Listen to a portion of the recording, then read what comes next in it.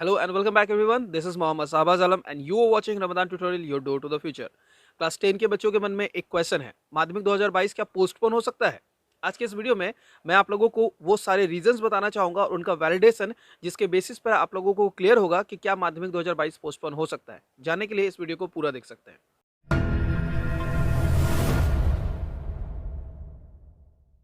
तो चलिए बच्चों डिस्कशन स्टार्ट करते हैं, लेकिन डिस्कशन स्टार्ट करने से पहले मैं सबसे पहले ये बात जरूर बता दूं कि क्यों मैं अभी इस पॉइंट को डिस्कस करना चाहता हूं।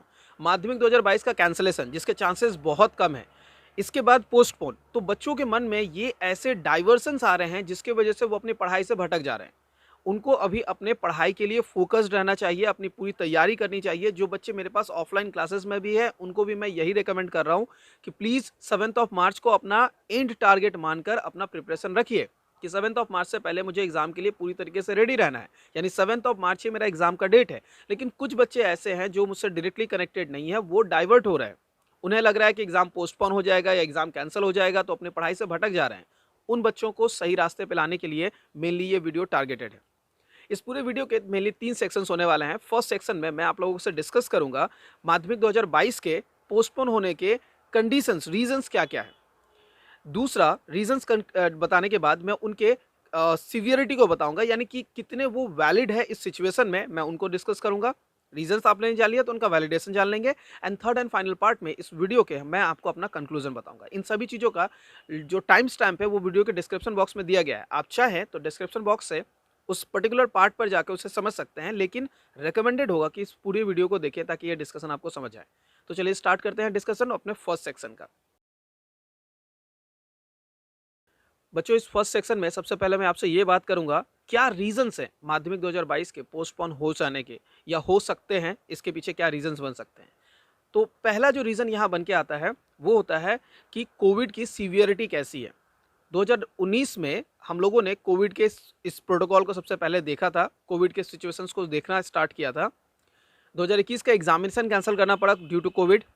2022 के बच्चों के मन में अभी पोस्टपोन की सिचुएशंस दिख रहे हैं क्योंकि ये इन्फेक्शन बहुत हाई है और मोर्टालिटी रेट उतनी बेसी नहीं है, लेकिन फिर भी हम देख सकते हैं कि इससे बच्चे इन्फेक्ट हो सकते हैं। तो इस वजह से लास्ट ईयर डिसीजन लिया गया कि एग्जाम कैंसिल कर दिया जाए। तो क्या इस ईयर ऐसा डिसीजन लिया जा सकता है कि एग्जाम को पोस्टपोन कर दे? ये तो डिपेंड करता है मिड ऑफ फरवरी के आसपास के सिचुएशन को देख के। अगर मिड ऑफ फरवरी तक आप कोविड अपने पीक की तरफ बढ़ता हुआ दिखा, ऑब्वियस सी बात है पीक की तरफ बढ़ता हुआ दिखने पर हमें एक ऐसा डिसीजन लेना पड़ेगा जहां पर हम ये प्लान करेंगे कि नहीं, इस कंडीशन में एग्जामिनेशन के लिए बच्चों को ना बुलाया जाए, एग्जाम को भले पोस्टपोन कर दिया जाए। तो एटलीस्ट मिड ऑफ फरवरी के पहले इस पर कोई डिसीजन नहीं लिया जा सकता। और मिड ऑफ फरवरी आने में अभी भी 1.5 मंथ का टाइम है और आप इसे बिल्कुल बर्बाद नहीं कर सकते। तो आप लोग अभी अच्छे से तैयारी में लगे रहें, ये मान के कि आपका एग्जाम टाइम पे हो रहा है। और ये जो रीज़न है वो तो तभी पता चलेगा जब वक्त आएगा, वक्त से पहले इसे कोई नहीं बता सकता। इसीलिए इस बारे में फिलहाल ना सोचें। अब हम लोग इसके दूसरे रीज़न की तरफ बढ़ते हैं। यहाँ जो दूसरा रीज़न है वो है बच्चों का वैक्सीनेशन। अब बच्चों का वैक्सीनेशन एग्जाम के डिले होने का रीज़न कैसे बन सकता है, अब इसे मैं समझाने की कोशिश करता हूँ। देखिए, एग्जामिनेशन होगा या नहीं होगा ये बच्चों के वैक्सीनेशन पर बहुत हद तक डिपेंड करता है। अगर बच्चे वैक्सीनेटेड है, ऑब्वियस सी बात है एग्जाम होगा, और वैक्सीनेशन स्टार्ट हो चुका है तो ये भी एक रीजन बनने वाला है एग्जामिनेशन के पोस्टपोन होने का। कैसे? अब चलिए इसके वैलिडेशन वाले पार्ट को देखते हैं, जहां पर मैं इन दोनों पॉइंट्स को वैलिडेट करता हूं कि ये कितने होल्ड करते हैं, तभी मैं अपना कंक्लूजन ड्रॉ कर पाऊंगा। इस सेक्शन में मैं आपको ये बताता हूँ कितना ये वैलिड है।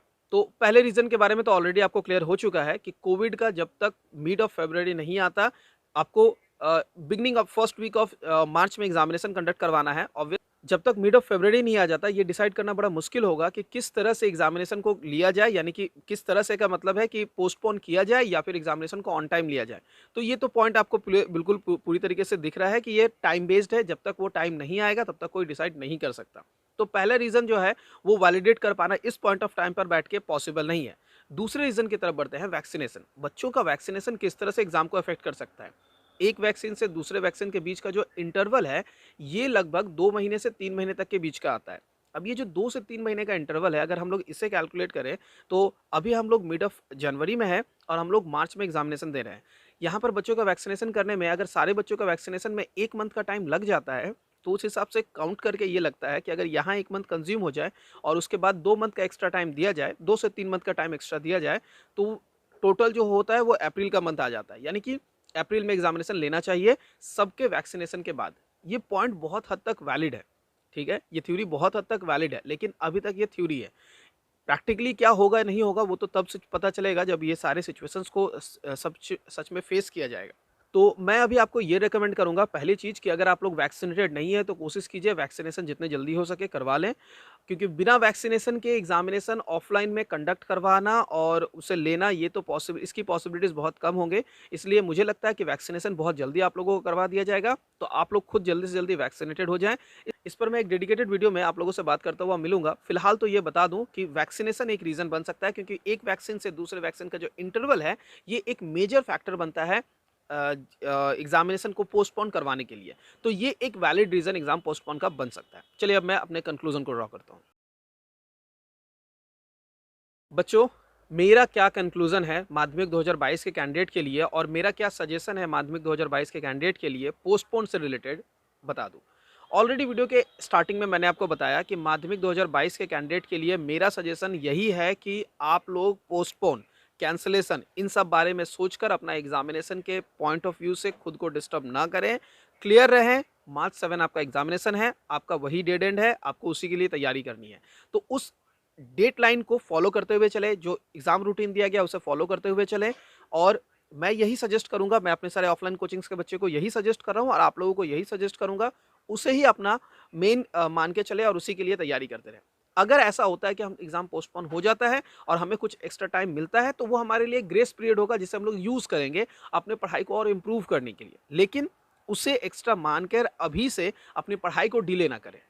I hope that I am clear completely कि आपको अब इस पॉइंट ऑफ टाइम पर क्या करना है। इसके अलावा अगर माध्यमिक से रिलेटेड कोई भी अपडेट आया, मैं बिल्कुल आप लोगों से एक डेडिकेटेड वीडियो में उन अपडेट के साथ बात करता हुआ मिलूंगा। आज के इस वीडियो में मैंने आप लोगों को कोशिश की पोस्टपोन से जुड़े हुए जितने भी पॉइंट्स थे वो क्लियर कर दूं, लेकिन फिर भी अगर आपके मन में कोई क्वेश्चन है कमेंट सेक्शन पे ड्रॉप कर सकते हैं। बिल्कुल मैं आप लोगों से उस पॉइंट पर डिस्कस करता हुआ मिलूंगा अगले वीडियो में। आज के लिए इतना दूर रहेगा, मिलता है अगले वीडियो में। Till then do take care everyone.